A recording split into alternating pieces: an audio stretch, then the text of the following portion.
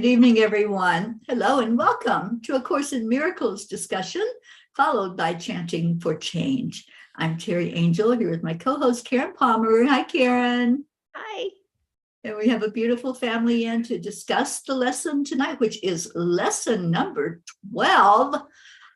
Wow. I was saying to Ruth today, this month is already almost half over. It's like, what the heck? We just started. But anyway, we have Chris and Jean and Charlie in with us, and hopefully more people will jump in here. And Karen, would you go ahead and get us started with tonight's lesson, please? Yes. So this is another short lesson, and again, I just encourage us and invite us to slow down the busyness of all of our thinking. Feel yourself dropping down into your heart.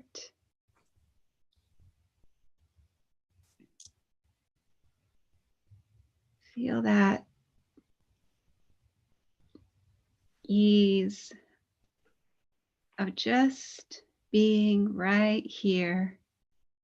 Nothing to do, nothing to say, no one to be, just listening.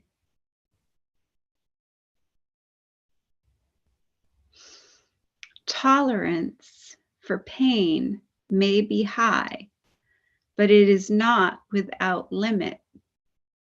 Eventually, everyone begins to recognize, however dimly, there must be a better way.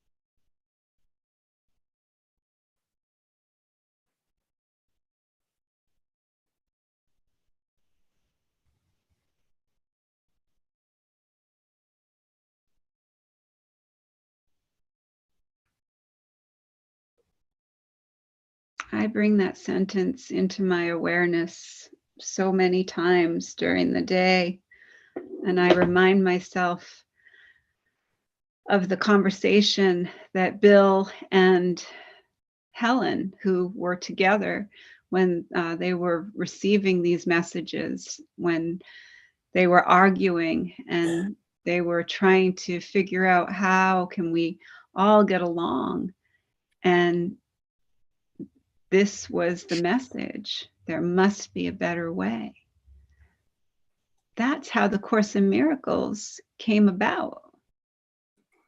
So I just encourage us to think about that throughout everything that comes in our experiences and all the challenges that we come in that we face, that as something shows up, we just gently give that right over to Spirit and say, there must be a better way. I don't want to keep doing things the way that I've been doing them. I love having a teacher and a guide that helps me in everything I do. And I like being a happy learner. I'm not going to resist this anymore. So that's just where my heart is right now. I really believe that this course is an incredible gift for everyone on the planet. And there's only certain people who are ready to hear it, and that's okay. People are only go as far as they can, and that's okay. I'm going all the way. And I know there is a better way, and I'm going to continue to constantly trust in that. Trust, rest, and listen, and really, really listen, because I feel so, so blessed to have a teacher and a guide that is helping.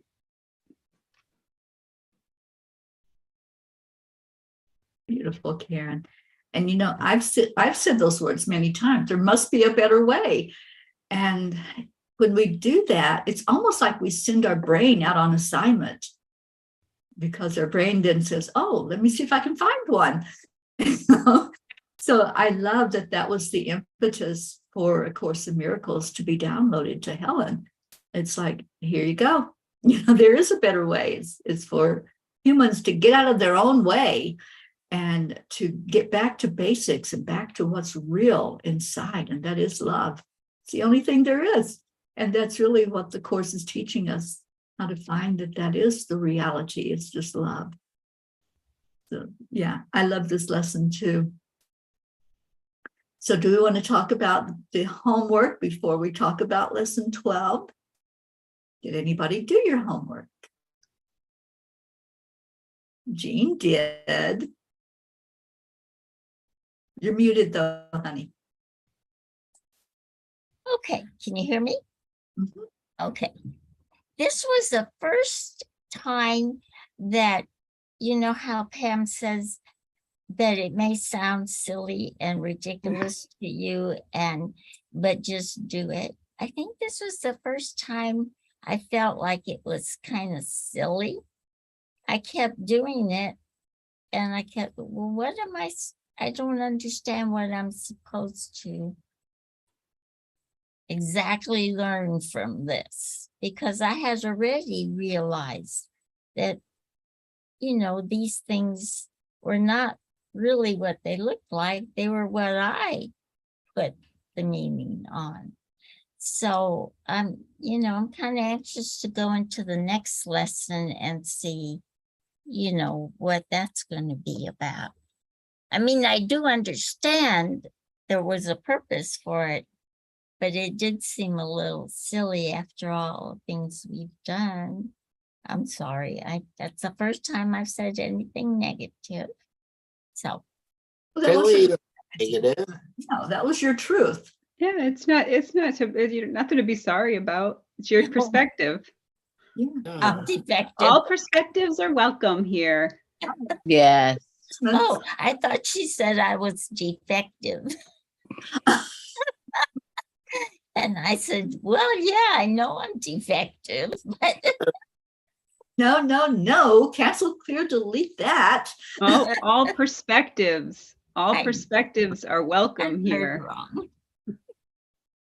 I just did it and it felt, I don't know, I felt like at ease or relieved after it, you know. It was just, yeah. It was like I was connecting or something. Yeah. It was good. It was a good one. Chris? In my fourth time to make mozzarella with 6 to a night with keto with flour, the almond with flour, Terry. I need to make with them for the wheat, and they came out really good. Okay. Hey, Chris. We have Suzanne with us and Isabel. Y'all have something you want to share? Just jump right in there with your comments. Yeah, so the lessons, you know, some of them do seem like they're redundant, but there's just that small little shift that's taking us into bringing it more personal. At first, it was like open, all general, like, you know, that doesn't mean anything. That doesn't mean, I don't know what that means. But now it's bringing it really into our experience and what it does show us and what it means to us. So I encourage you to stick with it, because that's the progress it's going to make. It's going to go more and more personal as we go along, so that we can start rewiring. And I love that Pam calls this lesson 12. She says, first, rewire the inner life. And I love that. So, Karen, did you want to share anything from yesterday's lesson? or yesterday's. Yeah, again, like I said, I just feel that I'm really enjoying them, and I don't have any resistance. I don't feel like I need to understand anything. I feel like I'm just, it's been very, very helpful to me. I'm using them, the way that they've been said to be used. I'm not going over the 5 times. I'm really listening to the guidance, just like what Charlie was saying. I feel like it's just, there's an ease because there's like a guidance that is kind of taking over, and I'm just kind of jumping on the sailboat and letting the sailboat take me to the next lesson, which I love. This next lesson that we have today, I really like this one. And so, but I'd love to hear what Pam has to say about this lesson. I love Pam's chapter about this lesson. And I think I do too. I think I remember it. So this lesson was, she tells the story about after 9/11 and the young journalist who wrote the story about the Texas vigilante who walked into a mini mart and shot somebody just because of the way he looked. And so then she talks about this guy that wrote the book, and he was Indian. And she said he's 30-something, politically liberal. And the other day, this middle-aged white guy came to install a stove in his apartment. And so the white guy asked, "So, where are you from?" And immediately, his spidey senses went out, and he's like, "Oh, here we go again." And he chose, though, to have a better thought. And so rather than being a smart ass and giving that answer, he said that he was born in Cleveland, but that his family was from India.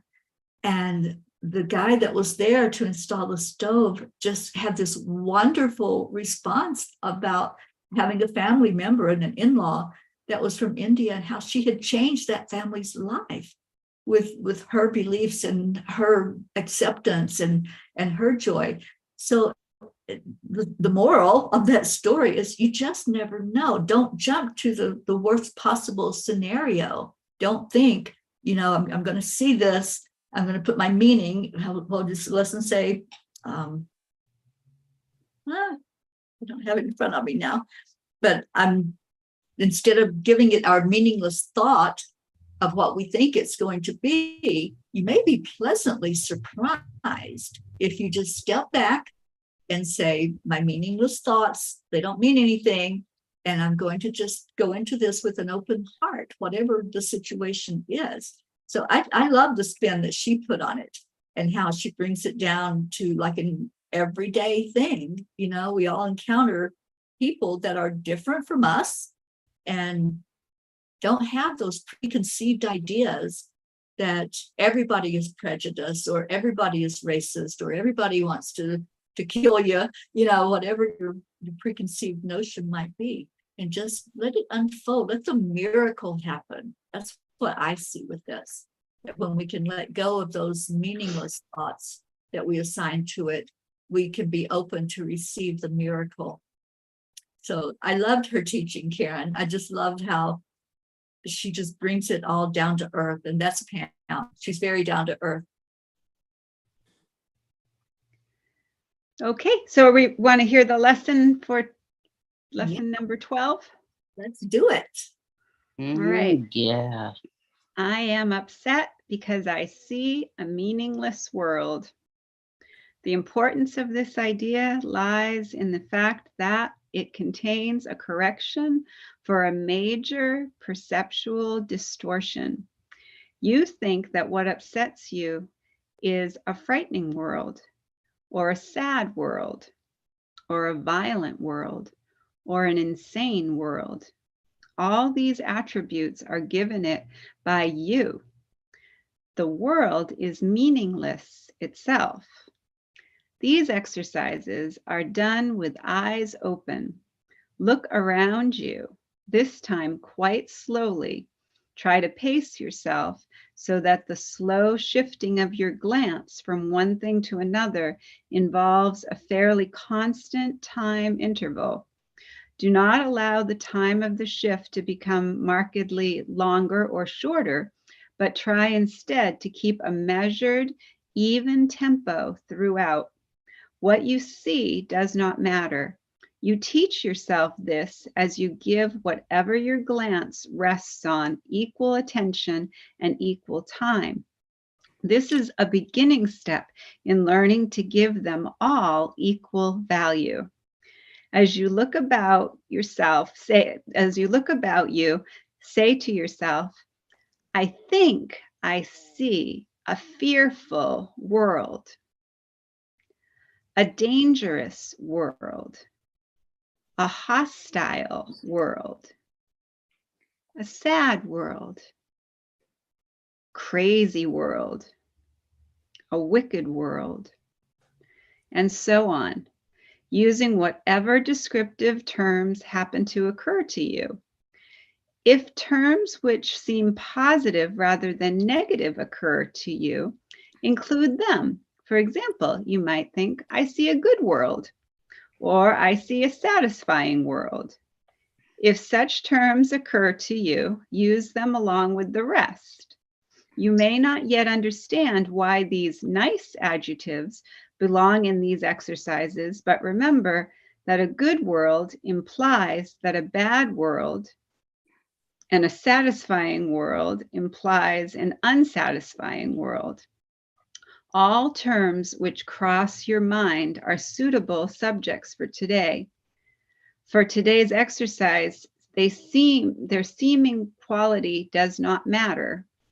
Be sure that you do not alter the time intervals between applying today's idea to what you think is pleasant and what you think is unpleasant. For the purpose of these exercises, there is no difference between them. At the end of the practice period, add, but I am upset because I see a meaningless world. What is meaningless is neither good nor bad. Why then should a meaningless world upset you? If you could accept the world as meaningless and let the truth be written upon it for you, it would make you indescribably happy. But because it is meaningless, you are impelled to write upon it what you would have it be. It is this you see in it. It is this that is meaningless in truth. Beneath your words is written the word of God.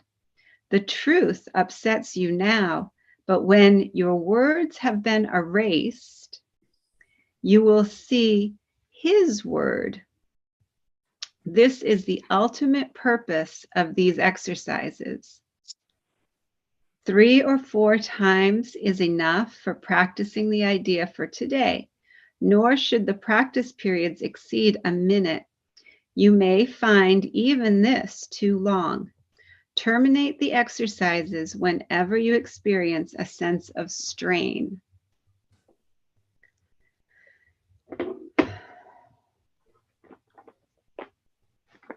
And the short lesson. Insane thoughts are upsetting. They produce a world in which there is no order anywhere. Only chaos rules a world which represents chaotic thinking, and chaos has no laws. I cannot live in peace in such a world. I am grateful that this world is not real, and that I need not see it at all unless I choose to value it. And I do not choose to value what is totally insane and has no meaning. I really like this lesson. Powerful, powerful words. And I just want to read this part. I understand that I don't have to make a new world or even figure out what the world should look like. I just have to clear my mind of what I think it should be and let reality shine through. That's hard enough. Thank goodness that's all I have to do. Just not assign it a label. That's what it comes down to. You know, those labels that we use all the time. It's good, it's bad, it's ugly, it's beautiful. You know, it's hard. Stop assigning labels and just look at it with an open mind and an open heart. That's our only job. So I love this lesson. It takes all that responsibility off of us to judge, doesn't it? To judge and criticize and to have to think of something in a certain light. It's just, nope, let me just be. And that's where the peace comes in, is when we can just be without having all that responsibility on us of judging it. So I really like this lesson, and I just wanted to see if you all have any thoughts about it before we end this part of the show. Well, they're telling us to think that we see, a crazy, wicked, or, I think I see a crazy world, a wicked world. I think I see a good world, a cold world, a depressed world. And then, and you're telling us we're not supposed to. And then I guess I see a meaningless world. Then we're supposed to end it with that, like after we're done all crazy everything else. I guess that's the gist of it. I'm just basically just asking spirit to reveal to you what is the real world. Can you show me the real world? Can you show me what you would have me see? How you would have me see this? How it's not that you're going to change the world in any way. It's that, and the world itself is meaningless because the world itself is neutral. It has no set. We give it the meaning that it has and everyone has their own movie playing out. Everyone has their own, you see things completely different than I see things. And there's nothing wrong with that. It's just that when we ask for help with spirit will help us to see the absolute oneness in all and help us to see, because when we are looking at a meaningless world, when we are accepting that it's in a meaningless world, we open ourselves up, we open our mind, and we open to a new idea and ask that a new idea be shown to us, a new idea of how would God have us see this? How would spirit guide us to see the world? And if we have already in our mind a kind of a mindset, like, I already know what the world is. I know everything there is to know about this world. I've been here 56 years. I can be here. I know everything there is to know. If you are in that space, there's a closed mind. There's no room for a new perspective or a new idea to even, have a space. So what the lesson is asking us to do is open our mind to see the world through the eyes of love, through the eyes of endless possibility, through the eyes of endless joy. And when we open to that, that's when the miracles happen. It really is. And it's like, it's building on all those other lessons that we've already done, where we recognize that things in our past are what we use to put a label on something and to think of it a certain way. So now you're asked to see the world as neutral, to see it as it's meaningless. It doesn't have any meaning. It's only what we assign to it that brings that meaning forward. So like Karen said, when you ask, okay, can you just show me God, show me spirit, show me angels, whatever you're calling on to help you to understand this lesson, just say, show me.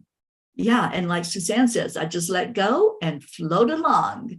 We don't even have oars for this one. We just like let that world show up for us. And it's like, oh, look at that. There's a world there. And not go into, oh, it might be cruel. It might harm me. You know, all of these what ifs that brings us anxiety and fear, but go into it with an open mind. And what if it's beautiful? What if it's an amazing world?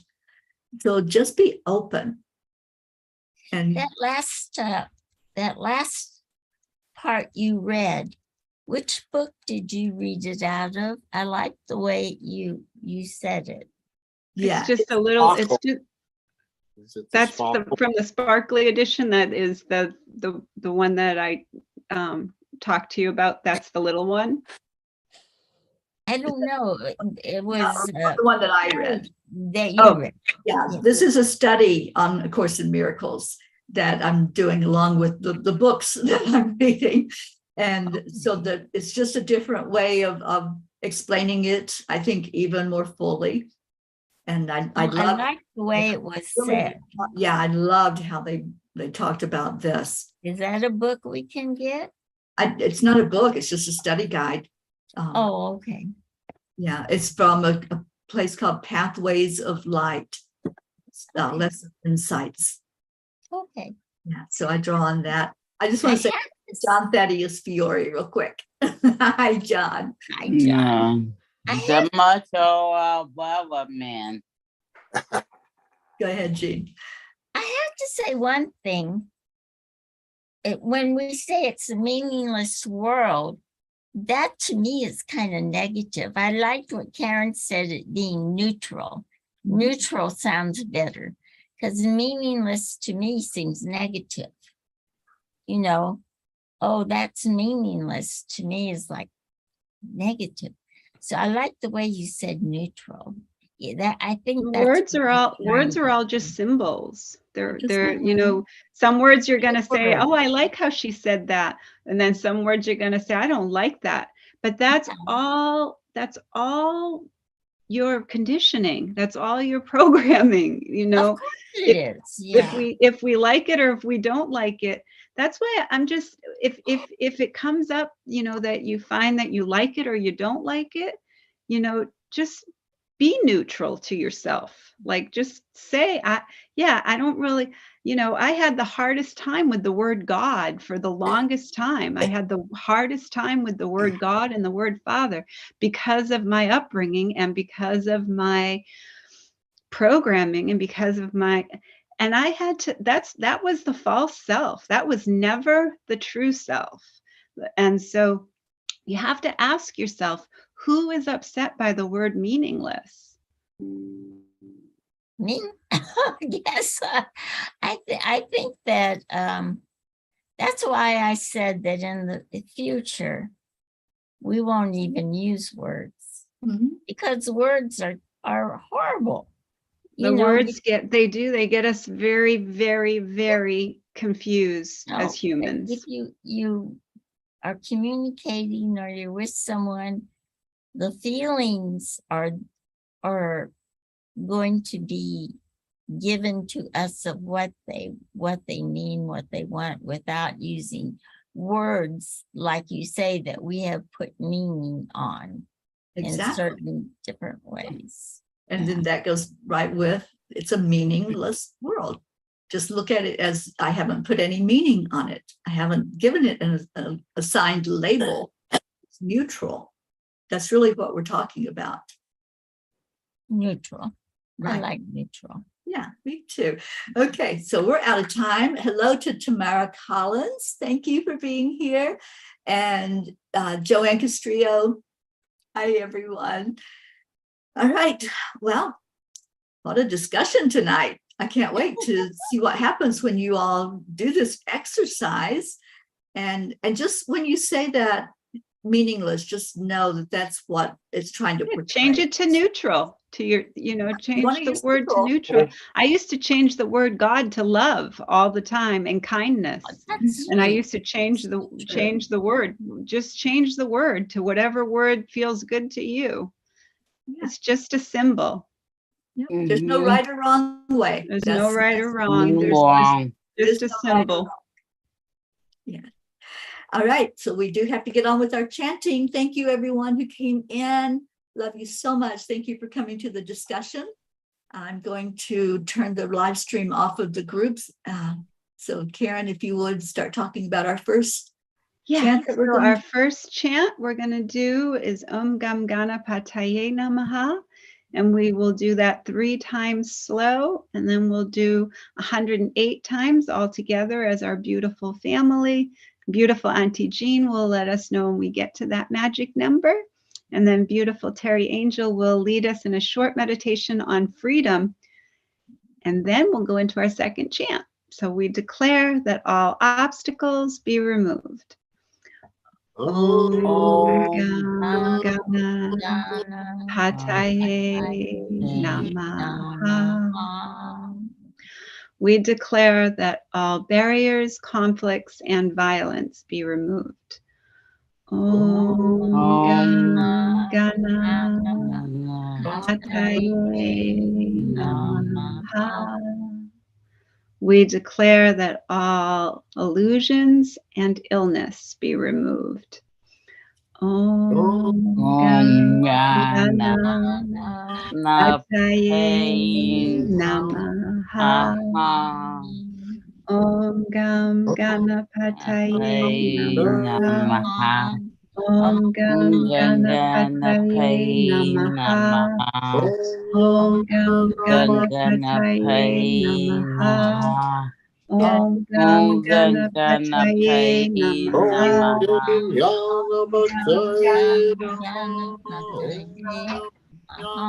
Son.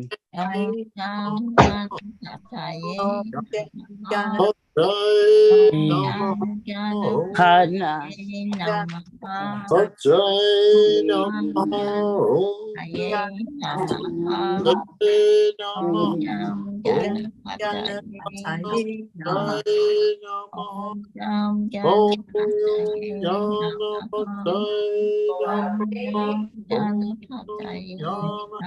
Namaha. Om Gam Ganapataye Namaha. Om Gam Ganapataye Namaha. Om Gam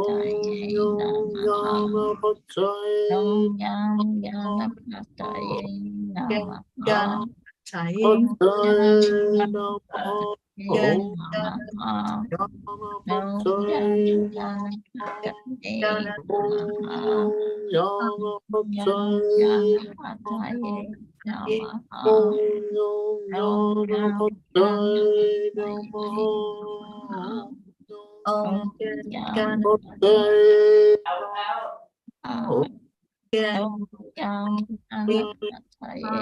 Namaha. Om Gam Ganapataye Namaha.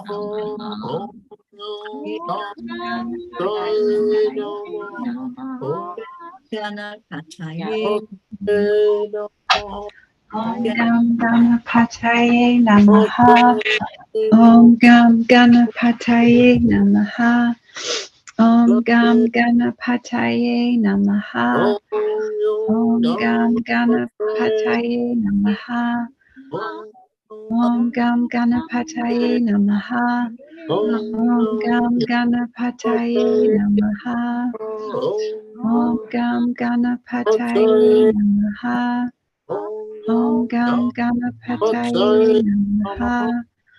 Om Gam Ganapataye Namaha. Om Gam Ganapataye Namaha. Om Gam Ganapataye Namaha. Om Gam Ganapataye Namaha. Om Gam Ganapataye Namaha. Om Gam Ganapataye Namaha.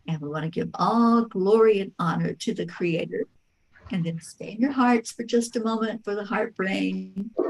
Then we're going to give our love to the world. So take that deep breath in, focus on love, and let's begin the chanting of Om.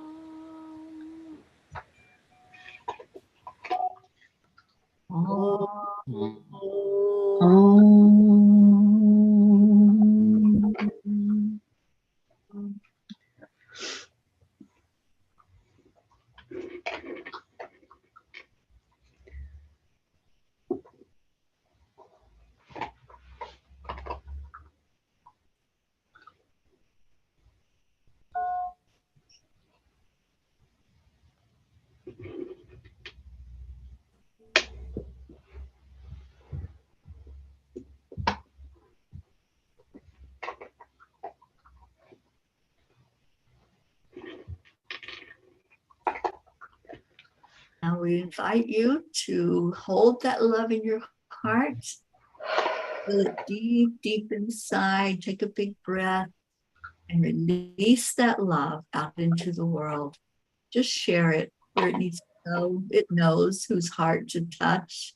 It knows which direction to flow in. So our only job is to give. Breathe it in and breathe it out. Sharing love into the world,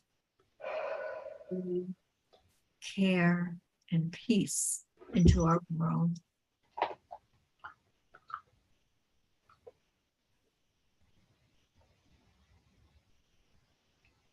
Om Shanti Shanti. Om Peace. Peace. Peace. May this love that we flowed out into the world find its place where it needs to touch a heart tonight. And may peace prevail on our earth.